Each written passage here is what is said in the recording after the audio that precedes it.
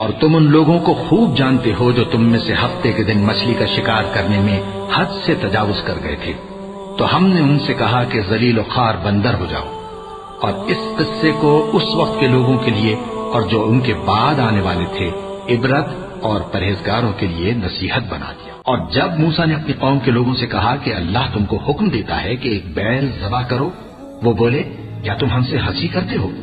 मूसा ने कहा कि मैं अल्लाह की पनाह मांगता हूं कि नादान बनूं। उन्होंने कहा कि अपने परवरदिगार से इल्तिजा कीजिए कि वो हमें ये बताए कि वो बैल किस तरह का हो।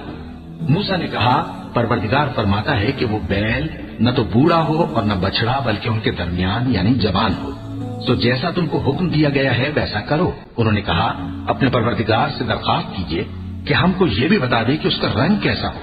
मूसा ने कहा, परवरदिगार फरमाता है कि उसका रंग गहरा जर्द हो कि देखने वालों के दिल को खुश कर देता हो।